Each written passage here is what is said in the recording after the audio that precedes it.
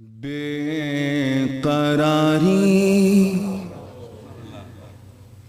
بے قراری بے قراری تھی نیند آ گئی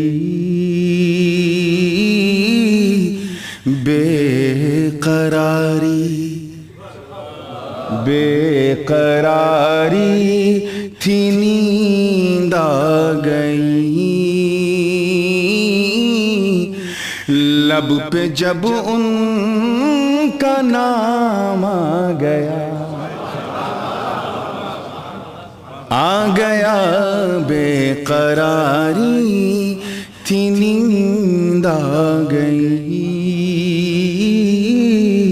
لب پہ جب ان کا نام آ گیا بے قراری تھی نیند آ گئی لب پہ جب ان کا نام آ گیا بے قراری تھی نیند آ گئی لب پہ جب ان کا نام آ گیا ذکر احمد ذکر احمد ذکر احمد سکون کے لیے کس طرح میرے کام آ گیا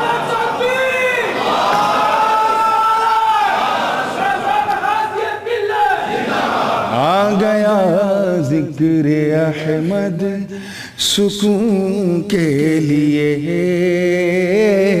کس طرح میرے کام آ گیا اور میدان محشر کو اپنے ذہن میں رکھیں گنہگاروں کی بے کسی ان کی بے کلی کو بھی سامنے رکھیں اور ان کا کبھی حضرت آدم کے پاس جانا کبھی حضرت نوح کے پاس جانا کبھی حضرت ابراہیم کے پاس جانا اور لوٹ کر آنا اور پھر انبیاء کرام کا ان سے کیا کہنا یہ پورا واقعہ آپ کے ذہن میں ہے دو مصرے میں اتارنے کی کوشش کی ہے دیکھیے گا کہ وہ صفی و خلیل و نجی وہ ذبیح و کلیم و مسیح میں نے اوصاف انبیاء سے کام چلانے کی کوشش کی ہے دیکھیے گا کہ وہ صفی و خلیل و نجی وہ ذبیح و کلیم و مسیح اذهبوا کہے کہ سب نے کہا اذهبوا کہے کہ سب نے کہا مجھ کو چھوڑو امام آ گیا ذکر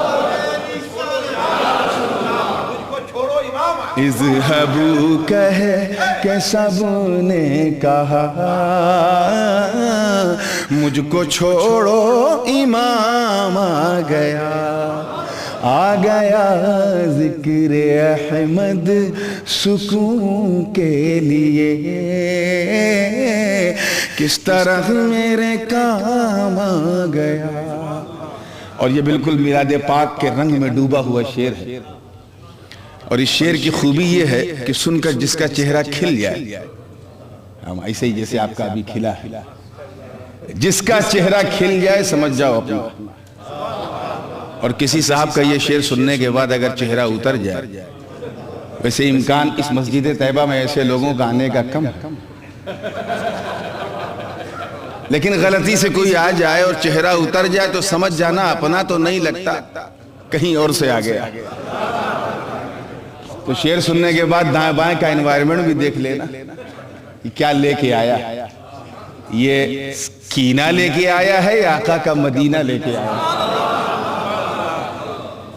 شعر کی کے رنگ کو محسوس کیجئے گا میلاد کا شعر میں اس کے بعد سناتا ہوں پہلے وہ عقیدے والی زبان سن لیں جس کا میں نے ذکر کیا کہ فرش والے پڑھے جھوم کر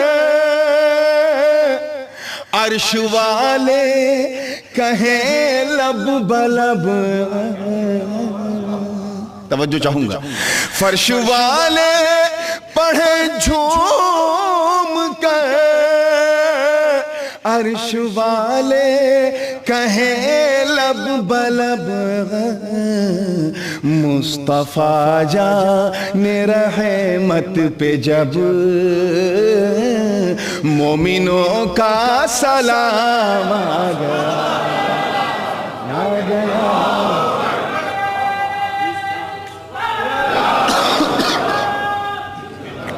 مصطفیٰ جان رحمت پہ جب مومنوں کا سلام آ گیا۔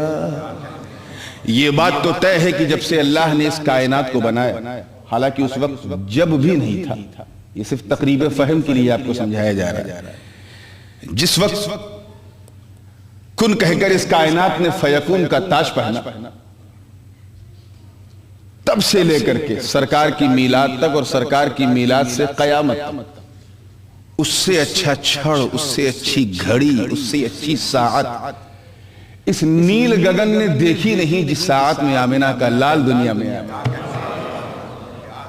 اب میں یہ کیسے کہوں کہ جب سرکار کا میلاد ہوا تو اس وقت برگ و ثمر کس خیال میں تھے، شمس و قمر کا کیا رنگ تھا، شجر و حجر کیسا جھوم رہے تھے اور خشک و تر کس مستی میں تھے، جنتی حوریں زمین کی بلائیں لے رہی تھی، آسمان زمین پہ رشک کر رہا تھا۔ یہ ایک ایسے انمول گوہر ہے کہ ایک ایک کی تشریح میں کافی وقت لگے گا، بس میں نے 2 مصرے میں سمیٹنے کی کوشش کی ہے، دیکھیے گا کہ وہ مہک، وہ چمک، وہ دمک، جس پہ قربا ہو جن و ملک، وہ مہک، وہ چمک، وہ دمک، جس پہ قربا ہو جن و ملک، آمینہ کیوں، آمینہ کیوں، آمینہ کیوں بلائیں نہ لے، گھر میں حسن تمام آ گیا، آ گیا۔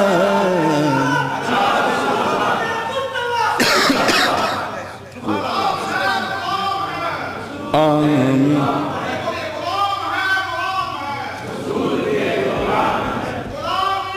بس کافی ہے۔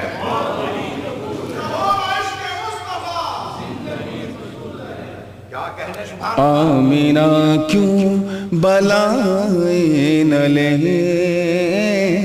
گھر میں حسن تمام آ گئے۔ اور ایک میسج چند روز پہلے حضور غازی ملت کا خطاب فیض الاسلام میں ہوا تھا، اس وقت ایک تاریخی واقعہ سرکار سیدنا عمر ابن خطاب رضی اللہ تعالیٰ عنہ کے ایمان کے حوالے سے بہت ہی دل افروز، بہت ہی خوبصورت واقعہ تھا۔ بس اس واقعے کو ذہن میں رکھیں، اس سے میسج کیا ملا ہے۔ میں صرف میسج پہ 2 مصرے پیش کر رہا ہوں، توجہ چاہوں گا کہ جب عمر ابن، دیکھیے گا علماء خاص توجہ، جب عمر ابن خطاب کو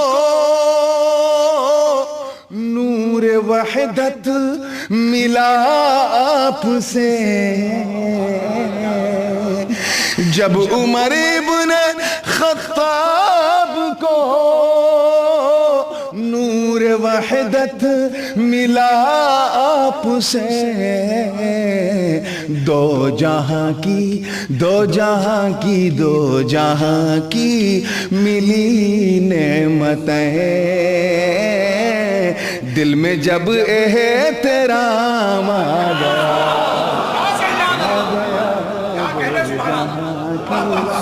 ملی جب حضرت فاروق اعظم نے جبین نیاز خم کی اور دامن مصطفیٰ کو پکڑا، تب انہیں دونوں جہان کی نعمتیں ملی، دو جہاں کی ملی نعمتیں، دل میں جب احترام آ گیا۔ اور علماء کرام جلوہ بار ہیں، یہ آخری شعر اور حاصل کلام شعر بالکل خانقاہی رنگ میں ڈوبا ہے تو نعت کا شعر، مگر بالکل منقبت کے رنگ میں. توجہ چاہوں گا خاص طور پہ. ذکر احمد سکون کے لیے کس طرح میرے کام آ گیا. میں دیکھنا چاہتا ہوں کہ پہلے مصرے میں کتنے لوگ کیچ کر لیتے ہیں کہ دوسرے مصرے میں کیا ہونے والا ہے. خاص توجہ چاہوں گا کہ وہ مدینے سے پھوٹی کرن آئی سنجر سے اجمیر کو. وہ مدینے سے پھوٹی کرن آئی سنجر سے اجمیر کو. ہر طرف میں کدے کھل گئے,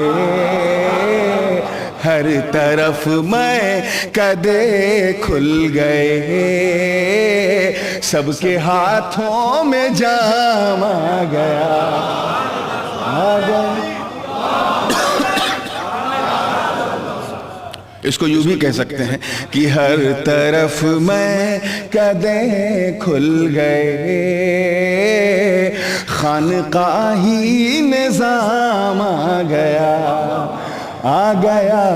ذکر احمد سکون کے لیے.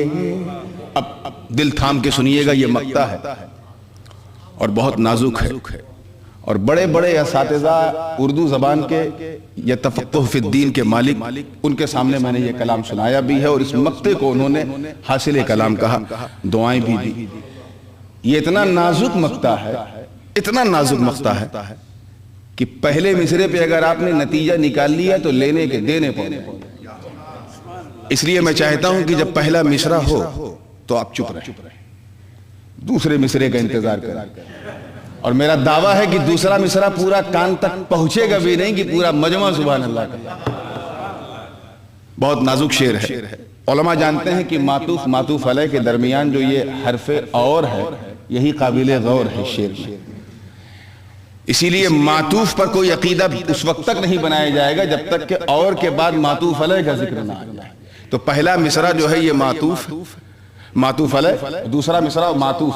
اب اس طرح سے معطوف علیہ کی جو نسبت عطفیہ ہے اس کو ملحوظ خاطر رکھیں گے تو انشاءاللہ تعالی کوئی دقت نہیں ہوگی سمجھنے میں. شعر دے رہا ہوں, پوری زندگی کے ساتھ دیکھیے گا. ذکر احمد سکون کے لیے کس طرح میرے کام آ گیا. عجیب و غریب تمنا. آپ سوچیں گے یہ نورانی میاں کی ہو سکتا ہے ان کی ہی تمنا ہو, ہماری یہ تمنا نہیں. مگر دوسرا مصرع پہنچتے ہی آپ کہہ دیں گے صرف آپ کی نہیں ہم سب کی تمنا ہے. بڑی عجیب تمنا ہے, دیکھیے گا کہ نور محشر میں اٹھے اس طرح بیڑیاں ہو پڑی پاؤں میں. نور محشر میں اٹھے اس طرح بیڑیاں ہو پڑی پاؤں میں. اور آقا کہے چھوڑ دو یہ تو میرا غلام آ گیا, آ گیا.